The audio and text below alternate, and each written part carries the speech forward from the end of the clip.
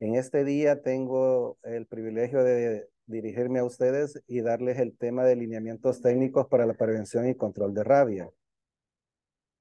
Soy el doctor Ramón David Argueta Sales, el epidemiólogo de la región de Salud Central. La agenda a tratar esta tarde son sus antecedentes, la situación epidemiológica de rabia, el marco conceptual, las definiciones de caso, el abordaje clínico en las personas expuestas al riesgo de rabia y las acciones a realizar en el animal causante de la exposición. El objetivo es proporcionar la disposición para la implementación de las medidas de prevención y control de los animales causantes de la exposición al virus de la rabia. Establecer los criterios y procedimientos técnicos necesarios para el abordaje integral de la rabia. Entre los antecedentes, recordemos, ¿verdad?, que es importante la historia en todo el ámbito de la medicina. En este caso, hablamos que el tratamiento contra la rabia fue aplicado por primera vez un 6 de julio de 1885 por los doctores Greicher y Bapolier bajo la dirección del famoso Louis Pasteur. A pesar de la eficacia y la inocuidad del tratamiento actual, cientos de personas mueren cada año de rabia porque no son tratadas. Y esto se da año con año. La afección conocida desde milenios y su prevención eficaz hasta hace más de 100 años, la rabia ocupa un lugar importante entre las enfermedades infecciosas que son mortales. Ustedes saben muy bien que toda persona o animal que le dé este virus y es causado por él, hay una encefalitis que es irreversible y es mortal si no se trata. Este es el agente etiológico en forma de bala, que nos acordamos cuando somos estudiantes de medicina para ver, ¿verdad? Y prácticamente ustedes se recuerdan que es un virus del género Lixavirus de la familia Raxoviridae, para acordar alguna parte de la etiología, y tiene un genoma de ARN. Sus antígenos es uno interno de naturaleza nucleico-proteica, que es un grupo específico, y otra de superficie de composición glucoproteína, que es responsable de los anticuerpos neutralizantes. A nivel mundial, nosotros podemos ver en los humanos la distribución de la mortalidad de la rabia y observamos más que todo que se da en los continentes todavía de Asia y de África, ¿verdad? Es donde prácticamente es el aumento de la exposición de este tipo de virus. A la misma vez, vemos que la tasa de incidencia por grupo de edad, ¿verdad? Sacado siempre de la fuente global de la OMS, observamos que la mayor carga son en estos continentes y en estos países, tanto de Asia como de África. Observamos que en las Américas, en los últimos años, han habido prácticamente casos de rabia, ¿verdad? En humanos. El total de casos fueron 15 muertes. Estos 3 fueron transmitidos por perros y casos transmitidos por otros animales fueron 12 casos. De esos casos, prácticamente 2 casos fueron de gato, que son en México y Brasil. De murciélagos no identificados fueron 7 casos, prácticamente entre Brasil y México, y un mono de un caso en Brasil. Y tenemos un caso en bovino también ahí. A la misma vez tenemos un caso en Bolivia de animal silvestre. Ahí ustedes pueden observar bien prácticamente la distribución de los casos, ¿verdad? En nuestro continente americano, en los últimos datos del 2022 y 2023, proporcionados por la Organización Panamericana de la Salud. Entonces, esto es muy importante, ya que sigue la circulación del virus, ¿verdad?, en nuestro continente y sigue causando prácticamente una mortalidad muy importante, aunque ya tenemos tratamiento.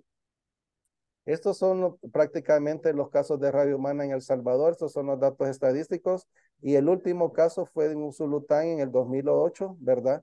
Los que tenemos un poquito de tiempo de estar aquí en el ministerio y sabemos que Desde entonces no hemos tenido otro caso de rabia humana en el país y observamos los casos de rabia humana, perdón, los casos de rabia animal en El Salvador, que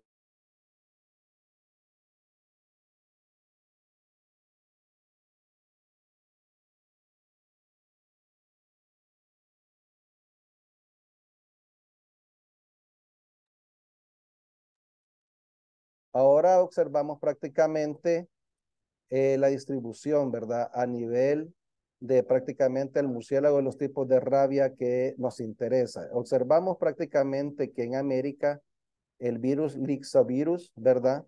A este puede infectar, ustedes bien ve, al ser humano, a los animales silvestres, a prácticamente al bovino, ¿verdad? Este puede ser una especie que se distribuye en toda la América. Y así la distribución que se observa en las diferentes partes del continente, el tipo 1 que está entre Europa y África, ¿verdad? Y parte de Asia, el tipo 2 que prácticamente en la parte ya norte de África, del continente africano, y el 3 y el 4 que todavía se investiga en qué parte del mundo puede variar, pero sí es una distribución a nivel mundial el tipo de virus que se transmite a través de los murciélagos.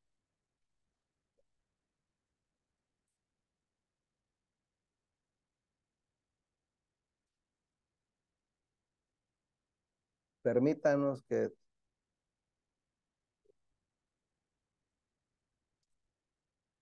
bueno, continuando, podemos observar prácticamente los conceptos prácticamente en el marco conceptual. ¿Qué es la rabia? Que es una enfermedad que afecta a nuestro sistema nervioso central, generado por anteriormente que habíamos hablado del Ixavirus, familia de rhabdoviridae.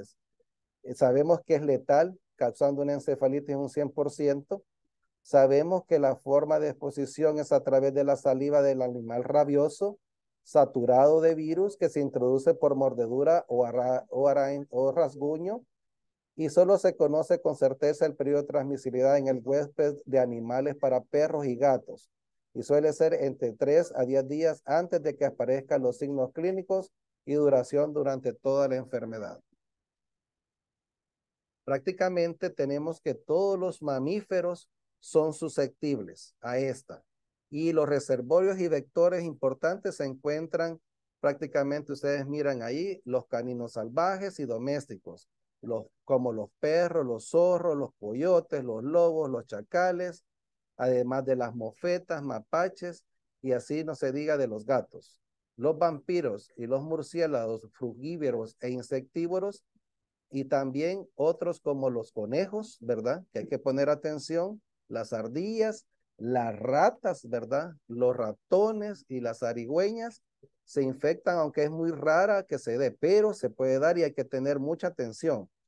Hay una consideración general con respecto a la mordedura por rata, ¿verdad? Que esto es debido a que prácticamente la rabia se presenta en su forma paralítica, lo que reduce aún más la posibilidad de transmisión de los roedores.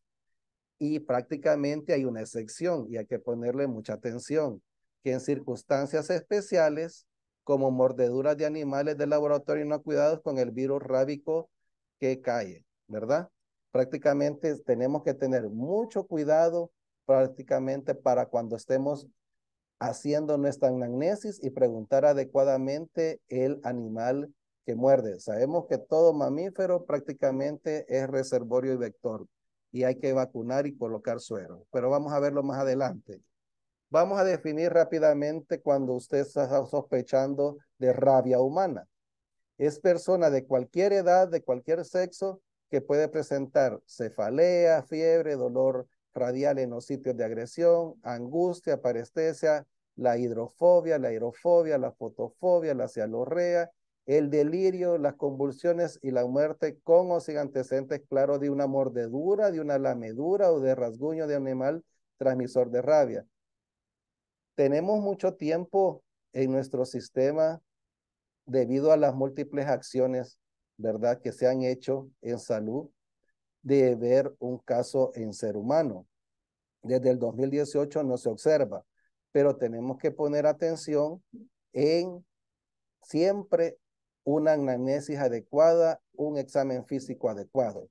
Nosotros somos los clínicos que vamos a estar solos enfrente del paciente y tenemos que estar pensando en todo lo que puede pasar cuando una persona se acerca y nos pide, por favor, y nos da una historia que es muy ambigua muchas veces y donde tenemos que tener la cautela de la anamnesis adecuada y un examen exhaustivo. No tenemos que sofocarnos, tenemos que saber bien lo que está sucediendo y que se encuentra la circulación del virus.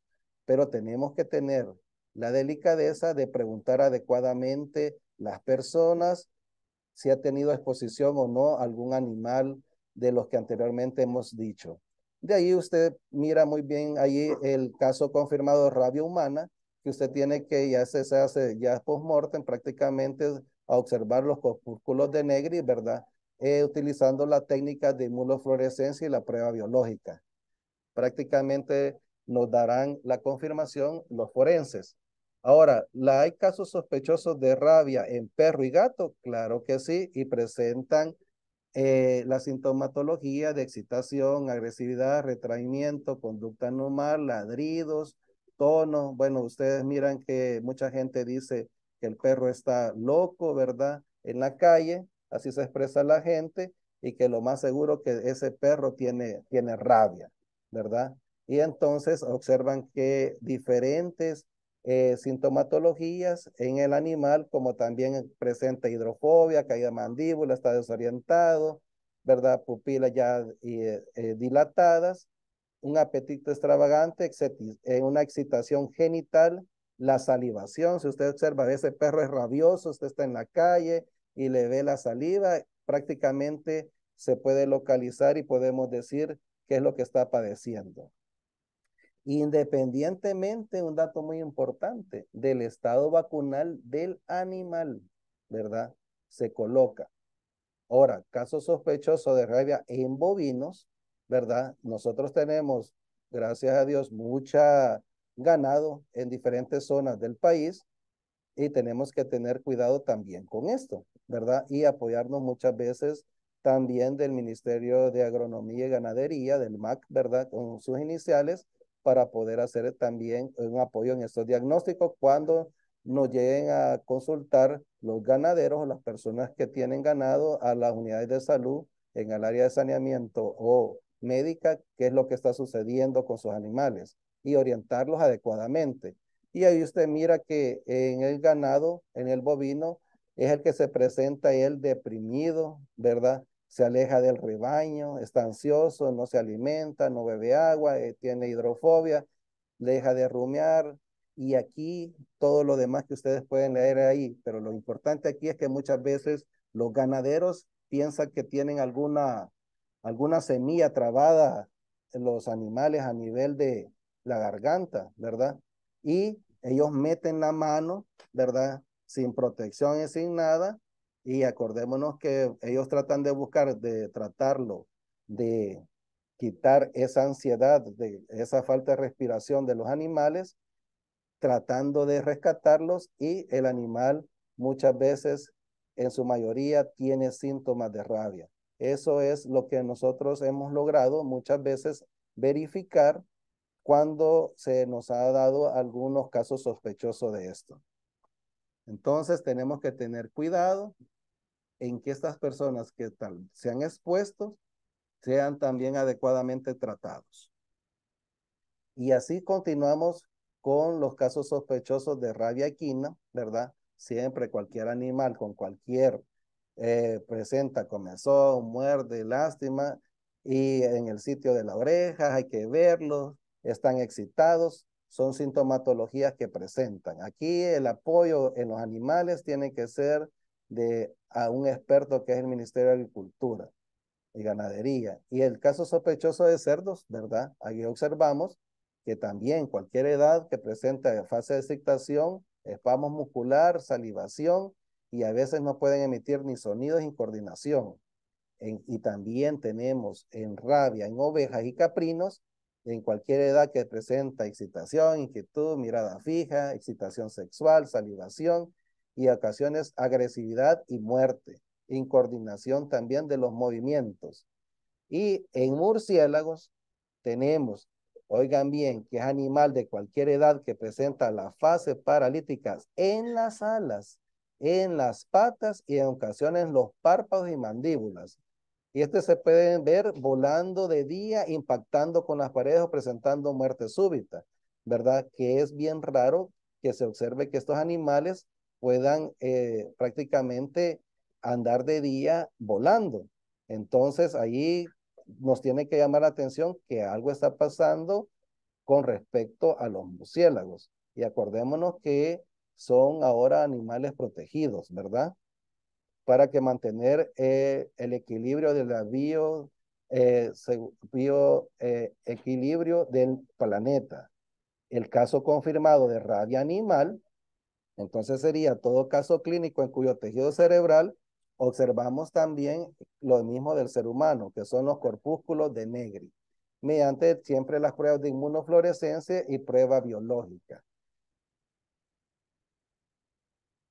Entonces, estos son prácticamente los conceptos que tenemos que tener muy en mente con respecto a los casos, ¿verdad?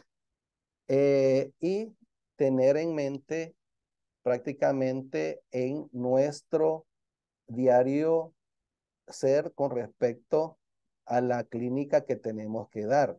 Entonces, nosotros tenemos esto. Viene el paciente a nuestro consultorio, nos refiere que ha sido mordido por algún animal o una lamedura. Muchas veces, por veces hay que evaluar adecuadamente al paciente, más si son personas obreras que trabajan y todo, ¿verdad? Y hay laceraciones. Entonces, tenemos que hacer una anamnesis tan adecuada y un examen físico muy minucioso para poder evaluar esto. Esto es un conjunto, ¿verdad? No es solamente dejarnos ir por alguna seña, sino que tenemos que ser muy minuciosos, que nosotros podemos hacer la diferencia entre salvarle la vida o no a las personas y dejar el tratamiento adecuado que tenemos, ¿verdad? Recordemos que tenemos nuestro suero y nuestra vacuna a nivel de país. Y entonces, ¿cómo vamos a abordar a las personas? Ante un riesgo de unas personas expuestas a este virus, oigan bien, el director del establecimiento de salud debe garantizar la atención del paciente. ¿Y por qué se lo digo así? Porque él es el encargado, ¿verdad?, de velar y tener la capacidad de ver que estos pacientes sean atendidos adecuadamente. ¿Cómo? Mediante las siguientes acciones integrales. Primero, una descripción detallada de los factores determinantes de la agresión. Tiene que indagar antecedentes alérgicos del paciente. Se tiene que detallar el estado de salud del animal causante de la exposición, si hay vacuna antirrábica, si ha consignado la dirección exacta de donde se puede observar, hay un número de contacto, ¿verdad? De el dueño del animal que se pueda ir a verificar, que eso hay que agregarlo, pero es muy importante verificar también el director o directora del establecimiento de salud que debe garantizar acciones integrales según los lineamientos técnicos respectivos. Y el personal de salud debe asumir la responsabilidad de según las tareas delegadas a cada quien. Aquí no es que saneamiento solo va a ser lo de saneamiento y las unidades de salud solo van a hacer lo de ella. Aquí todos somos integrales para esta atención. Esto es un trabajo en conjunto, esto no puede ser separado de nada.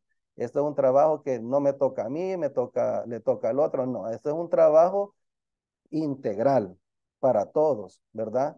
Porque el beneficio lo andamos buscando para nuestra gente, para nuestra población, para nuestro paciente, ¿verdad? Entonces sí tenemos que ser muy detallados en esto. Se lo digo así porque hay por veces múltiples factores que pueden influir y no tiene que ser de esa manera.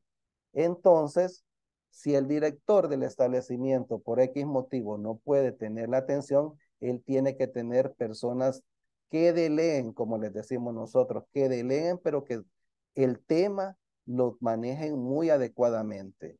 Digamos, esto no es de simplemente dejarlo a cualquier persona que la pueda atender a los pacientes. Tiene que ser alguien que esté bien integrado también en el manejo de estos casos, ¿verdad? Por eso les digo yo, tiene que haber además del director, tiene que haber una, dos o tres personas, un plan A, un plan B, un plan C, que pueda apoyar en estas cosas, en este evento más que todo.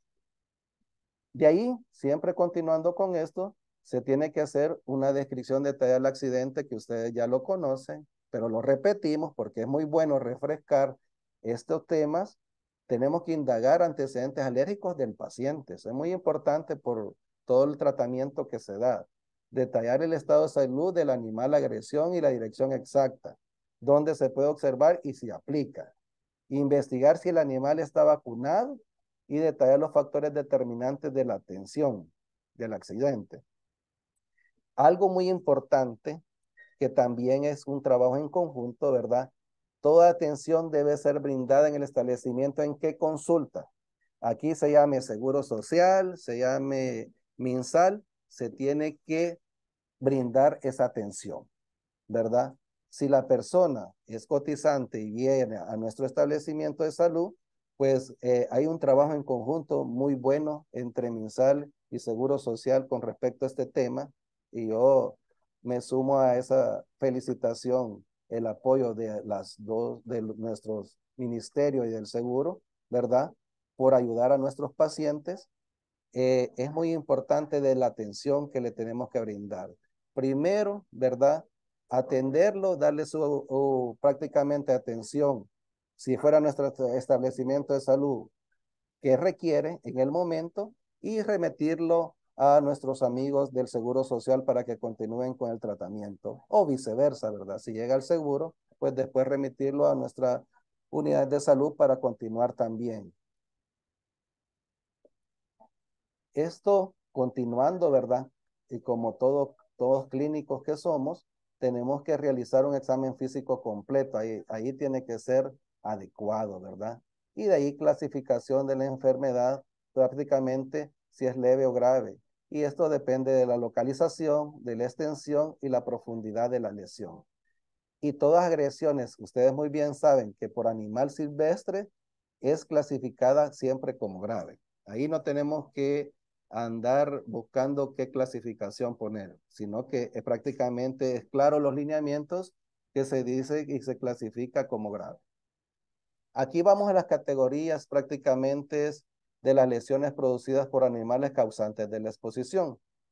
En la categoría 1, que usted prácticamente pueda ver según la exposición, usted tocar o alimentar animales, claramente dice, o ser lamido por ellos en zonas con piel intacta, donde no hay ninguna exposición, usted tiene que, por eso dice un examen minucioso, verificar si verdaderamente es así. Si el animal es observable, usted lo clasifica como leve, ¿verdad? Y el tratamiento que tiene que emitir en ese momento es lavar la superficie cutánea expuesta y no amerita vacuna ni suero antirrábico.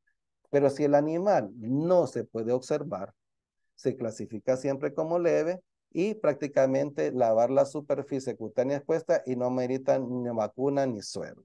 Esa es la categoría 1 de la clasificación. La categoría 2, prácticamente la mordida en piel no cubierta con ropa y pequeños arañazos o abracciones sin sangrado, usted sí prácticamente se puede observar y se clasifica como leve, lavar la herida y no vacuna antirrábica ni suero antirrábico. Pero si no se puede observar el animal agresor, usted lo clasifica como grave, lava la herida y comienza la vacunación y el suero antirrábico. Siempre en la categoría 2, en la otra modalidad que pueda llegar, una o varias mordeduras, arañazos transdérmicos, contaminación de membranas de mucosa o piel lesionada por la medura de los animales como los perros y los gatos, usted, si la exposición se puede observar, lo puede prácticamente ver cómo clasificar como grave, tiene que hacer lavar herida, aplicar vacuna antirrábica y poner suero antirrábico. ¿Qué va a mantener ahí? El esquema de vacunación durante los 10 días que incluye el periodo de observación del animal, de ya sea perro y gato. Si por el contrario se concluye que el animal no tiene rabia al tratamiento, se interrumpe, pero prácticamente hemos colocado 3 dosis, 0, 3 y 7, ¿verdad? De las 4 dosis que sabemos que es el esquema si es una nueva exposición.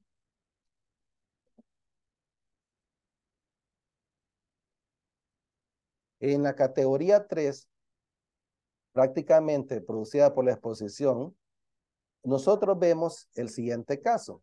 Si el animal no se observa, incluyendo animal silvestre y cualquier contacto con saliva animal por mordedura o lamedura, oigan bien, aquí nos hablan de lameduras, ¿verdad? Sobre el tejido lesionado o en mucosas y arañazos transdérmicos o mucosas, no se puede observar, usted de un solo, como decía anteriormente, se clasifica como grave, comienza a lavar la herida, coloca el suero antirrábico y esquema completo de vacunación antirrábica. No estamos diciendo otra cosa, cabal como se tiene que cumplir en el tratamiento. Ahora, prácticamente en la profilaxis preexposición, porque tenemos esa otra modalidad, ¿verdad?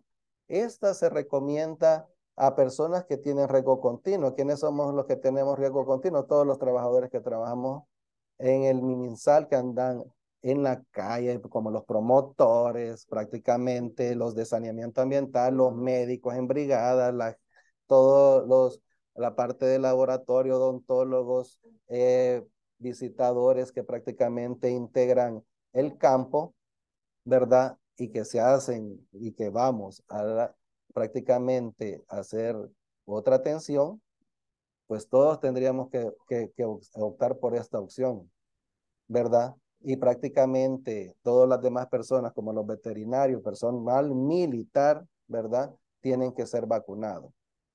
Y esto claramente lo dice el lineamiento, ¿verdad? Y es de cumplirlo, ¿verdad? Las variables, dependiendo de esto, para que usted pueda ser vacunado, ¿verdad? El volumen de dosis de 0.1 ml, ¿verdad? De la vacuna son 4 dosis y usted en el día 0, ¿verdad? Cuando llega, se va a poner 2 dosis y son intradérmicas en cada deltoide, izquierdo y derecho, una dosis cada uno. Y usted regresa al día 7 para la segunda. 2 dosis les tienen que poner. En el brazo deltoides Al izquierdo. día 7, al día 0 y al día 7. Correcto. Al día 0 y al día 7 usted va a colocar 4 dosis en total, 2 en cada día. 2 dosis el primer día y 2 dosis el 7º día.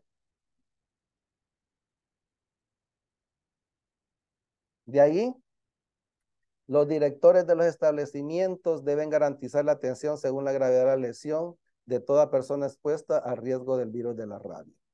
La atención que se da en la herida, pues usted tiene que realizar prácticamente una antisepsia, ¿verdad? Con agua y jabón abundante durante un periodo mínimo de 15 minutos.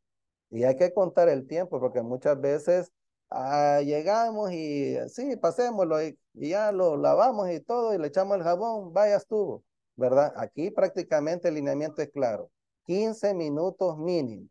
Y esta medida debe llevarse a cabo lo más rápidamente posible.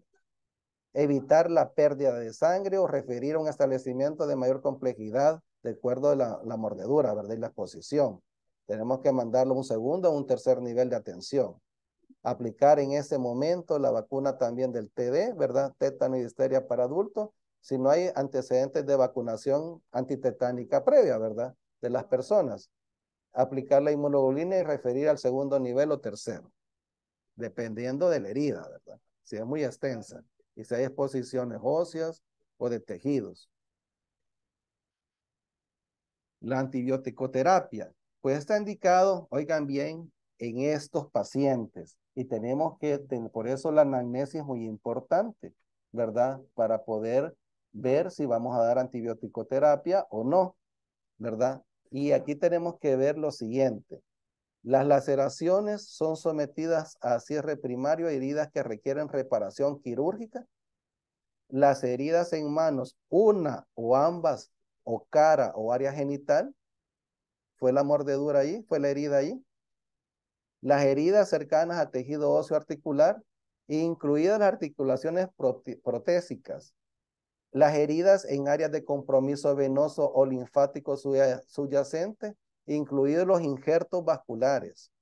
Las heridas en pacientes inmunodeprimidos, aquí incluyendo los diabéticos, ¿verdad? Por eso es muy importante en la historia clínica, la anamnesis.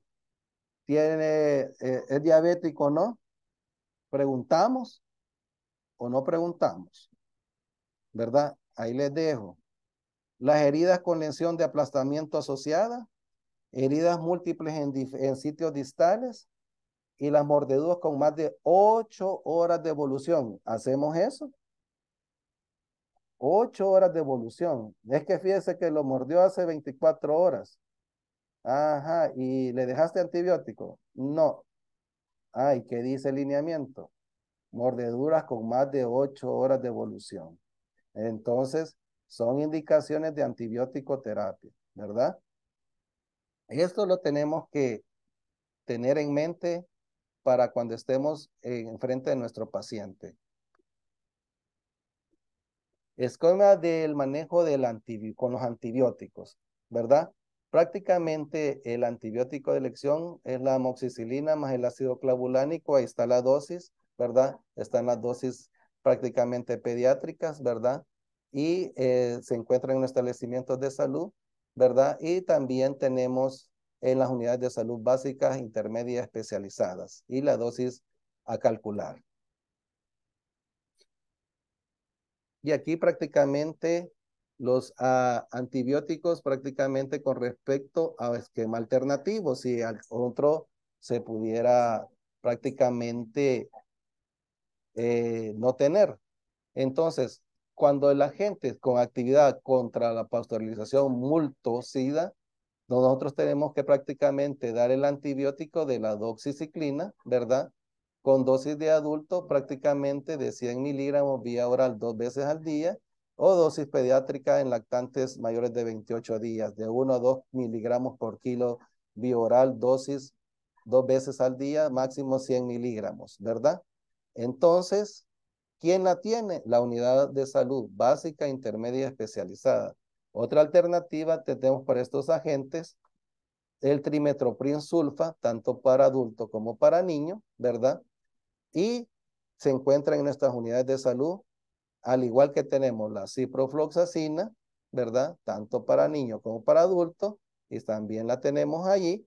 Y en un caso que sea hospitalizado, está la levofloxacina a dosis adulto, que es de 350 miligramos vía oral al día, y en los niños prácticamente con precaución en menores de 18 años, que prácticamente se dice que son mayores de 6 meses y un peso de 50 kilos, a calcular a 8 a 10 miligramos kilo dosis máximo, 375 miligramos dosis. ¿A dónde se encuentran estas? En nuestros hospitales, ¿verdad? Ya no en unidades de salud, por el tipo de manejo de medicamento. De ahí, prácticamente nosotros a esto tenemos que sumar un antibiótico con efecto contra anaerobios, ¿verdad? O sea, vamos a dar aquello, pero tenemos que sumar, o sea, tenemos que agregar este antibiótico, y es el metronidazol y la clindamicina. El metronidazol a 500 miligramos vía oral 3 veces al día, ¿verdad? Para adultos, y para el niño se calcula 10 miligramos kilo dosis vía oral 3 veces al día, máximo 500 miligramos por dosis. Aquí están los niveles de atención que mantenemos nuestros medicamentos, ¿verdad? Básica, intermedia, especializada y hospitales también. Y la clindamicina, que también se da 300 a 400 miligramos vía oral 3 veces al día. Y en niños se calcula 10 miligramos kilogramos dosis vía oral 3 veces al día. Un máximo de 600 miligramos por dosis. ¿A dónde está? También en nuestras unidades de salud y en nuestros hospitales. Y hay una monoterapia, siempre con efecto contra anaerobios, ¿verdad? Que tenemos la moxifloxacina a 400 miligramos vía oral al día y para niños no hay suficiente evidencia para el uso en ellos, o sea que en niños no tenemos esa evidencia de darlo y solamente está en nuestros hospitales de tercer nivel por el momento. Bueno, vamos a hablar del suero, ¿verdad? Ya vemos que tenemos que aplicar la antibioticoterapia con las indicaciones que anteriormente hemos descrito con los pacientes y tenerlo muy en cuenta en la anamnesis. He venido repitiendo que es muy importante la anamnesis, un examen físico por todas las partes que venimos viendo y evaluando y vemos que la atención del paciente tiene que ser de una forma integral. Entonces, tenemos este tipo de tratamiento que nos ayuda, ¿verdad? Mientras la vacuna agarra los niveles óptimos, ¿verdad? De producción de anticuerpos. Entonces, se coloca y dice aquí el siguiente esquema de exposición prácticamente posterior únicamente en el esquema de vacunación antirrábica sin suero. De preferencia se debe administrar simultáneamente con la aplicación de la vacuna antirrábica y en los tejidos circundantes de la zona herida. No debe administrarse el suero antirrábico en la misma jeringa que la vacuna. Oigan, ni en el mismo sitio anatómico donde usted aplica la vacuna. En caso de lesiones de difícil acceso en el tratamiento, debe realizarse según lo permita el daño a los tejidos. Si la lesión se encuentra a nivel ocular, boca, lengua, pabellón ocular o genital, se debe aplicar a discreción de un profesional médico por vía intramuscular distante al sitio de aplicación de la vacuna. Estas son las indicaciones.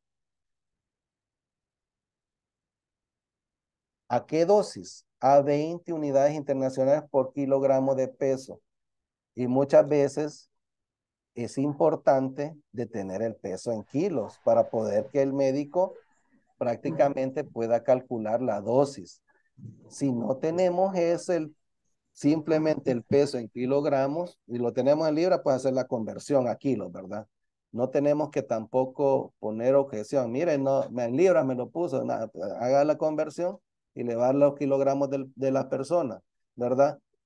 Si no, siempre es importante para calcular y dejar suero el peso. ¿Cuánto más podemos poner de suero?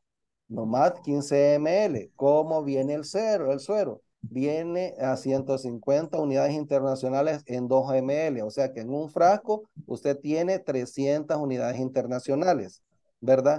Y no puede pasarse prácticamente de 15 ml. Usted tiene 7.5 frascos y medio que puede aplicar a la persona. Si el volumen del suero antirrábico es insuficiente para infiltrar porque los sitios son muy grandes, ¿verdad? Usted puede diluirlo en solución salina normal y aplicarlo en los diferentes sitios de las lesiones.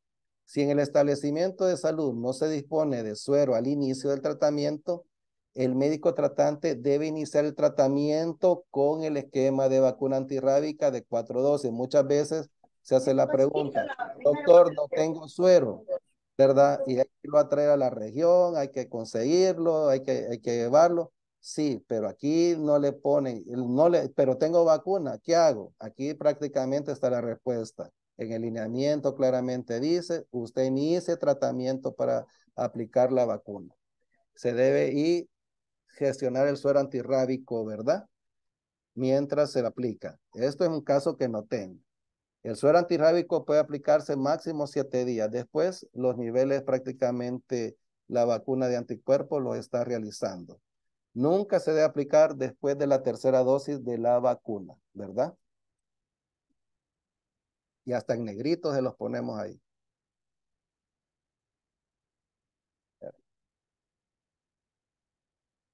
Ahora vamos a la vacuna antirrábica.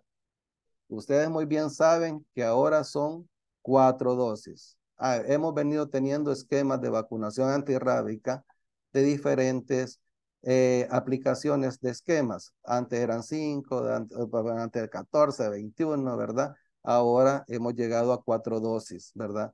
Ha ido mejorándose prácticamente el biológico. Y el país cuenta con el biológico que viene del Luis Pasteur, ¿verdad? Del instituto viene para nuestro país Es una compra conjunta que se hace como país, nuestros ministros hace, ¿verdad? Y hace prácticamente la gestión para que nuestra población tenga lo mejor, ¿verdad? Tanto en tratamiento como atención. Y entonces, con la ayuda de nuestras autoridades, nosotros tenemos el mejor biológico para atender a los pacientes. Y prácticamente tenemos 4 dosis que se aplica al día 0, 3, 7 y 14, ¿verdad?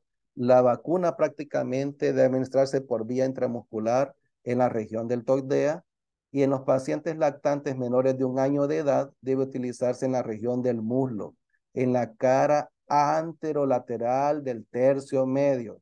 Usted le mira el piecito al niño y tiene que ser como claramente dice aquí, en el muslo.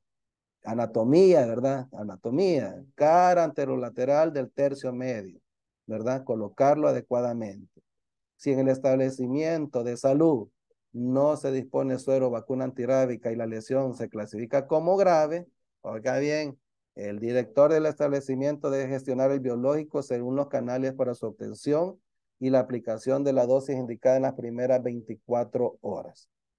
En caso, muy importante, que el animal causante de la exposición esté sano a los 10 días del ocurrido el accidente, el médico tratante debe suspender la aplicación de la vacuna y se cataloga como tratamiento terminado. Esto tiene que haber un cierre. ¿Y de quién? Del médico tratante. ¿Y quién tiene que dar fe que el médico tratante de su establecimiento de salud cerró el caso y prácticamente puso que el tratamiento fue terminado? Es el director, ¿verdad? Una auditoría de los expedientes de estos pacientes es muy importante de parte de los directores, ¿verdad? Y verificar que esto se dé. El médico debe cerrar el caso del expediente de finalizar el tratamiento y el director, pues ya se los pongo aquí, ¿verdad? Debe garantizar que el 100% del expediente sean auditados. Es lo mismo que les acabo de decir.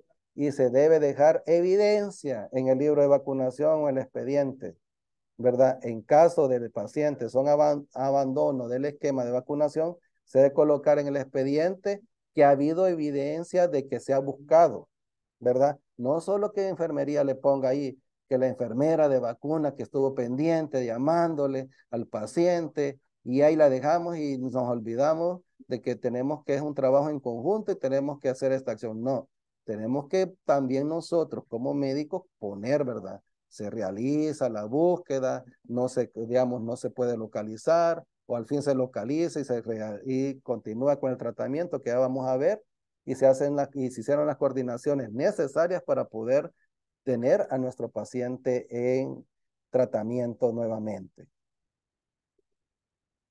Ahora, el manejo de las nuevas exposiciones. Oigan bien, menos de 5 años de evolución.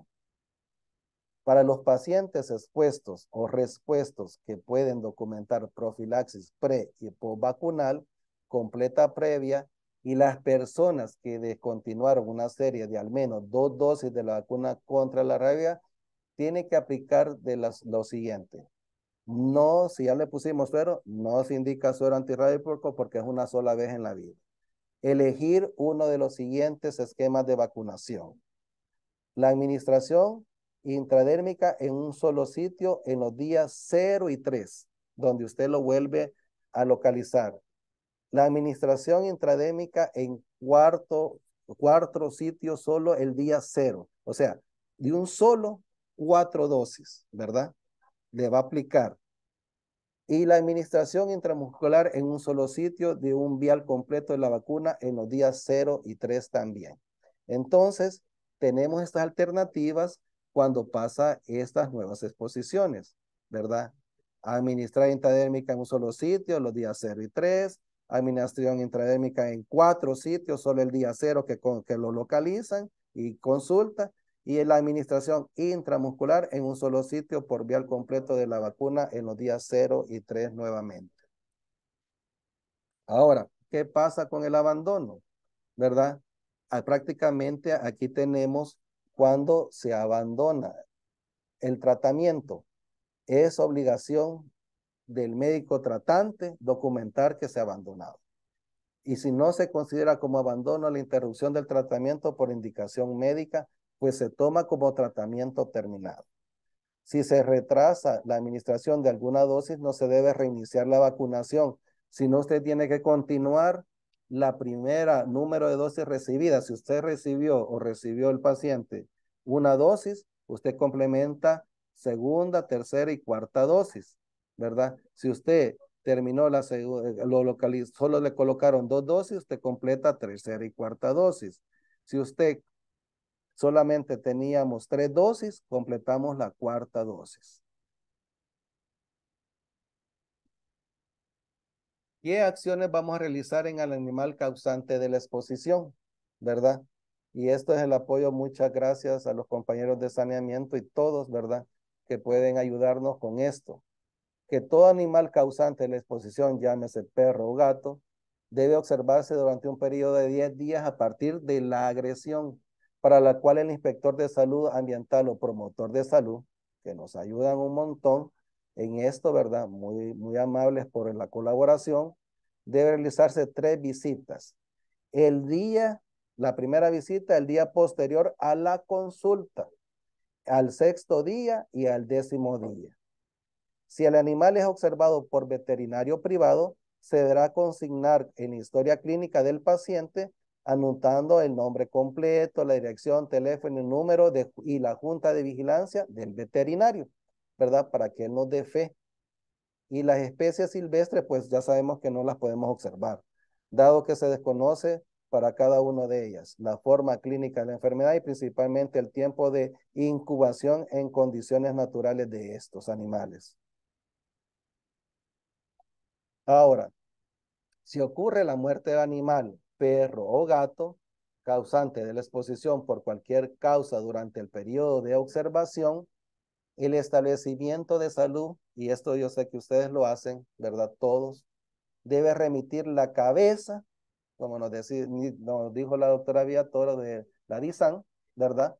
O el cadáver entero del animal. Pero ¿qué pasa con esto? Si es un animal, como ya nos refería, bien grandote, ¿verdad? Entonces, la cabeza. Si es un animal pequeño, pues llevémoslo enteramente porque el laboratorio allá va a hacer la respectiva autopsia, ¿verdad? Entonces, esto se lleva al Laboratorio Nacional del MinSal, ¿verdad? Y prácticamente a las patologías del MAC para su respectivo análisis en las primeras 24 horas. Después de la muerte, hay que conservar la cadena de frío para la muestra, ¿verdad? Mire, doctor, ya tiene más de 48 horas. No, aquí dice un máximo de 48 horas, pero también tiene que estar congelado adecuadamente para poder hacer eh, la, la, prácticamente el análisis para ver el patólogo de si tiene o no los cuerpos de Negre, ¿verdad? Y el animal tiene o no rabia. Entonces no es que vamos a hacerlo, es que mire, tiene 2 días y medio, no. Prácticamente el lineamiento es claro y tiene que haber una cadena de frío que se garantice adecuadamente el animal para que evitar la descomposición de este. ¿Cuánto tiempo nos pueden recibir esta muestra? A cualquier hora, ¿verdad? Esto fue claramente dicho por la DISAN, la doctora, que a cualquier hora nos pueden recibir las muestras. Es que es sábado y domingo, es que es día festivo. No, 7, 24, 365 días del año. Así claramente está la indicación para que quede claro. Ahora, la investigación epidemiológica del caso, ¿verdad? Sospechoso o confirmado de rabia. La distancia a cubrir depende de la investigación. 5 kilómetros claramente se habla del área urbana y 15 kilómetros de un área rural. Si podemos más, mejor, ¿verdad? Esto es como lo mínimo, ¿verdad? Identificar todas las personas, contactos con el caso, derivando claramente a la unidad de salud para ser eh, examinadas adecuadamente y verificar si meritan o no tratamiento. identificar los contactos que han tenido los animales agredidos, identificar los refugios de los quirópteros, vacunación de perros y gatos, vacunar el 100% de los perros y gatos de casa a casa, en 5 kilómetros en el área urbana y 15 kilómetros en el área rural, pero como les digo, si se puede extender más, se extiende, porque ya estando en el lugar, muchas veces la investigación en campo nos arroja que hay que abarcar más de lo que se indica, ¿verdad? Por eso yo les digo, sí, ahí está la indicación, pero si hay sospecha de más allá, hay que cubrir, ¿verdad? No hay que dejar nada en estos casos prácticamente sin llegar a cubrir el 100% que estemos seguros que la población de ese lugar esté segura. Educar a la población, prácticamente es parte nuestra, elaborar el seguimiento al caso y evaluar las acciones de control de foco a los 90 días posterior a las acciones de foco. Muchas veces esta continuidad no se da y sí tendríamos que realizarlo según el lineamiento.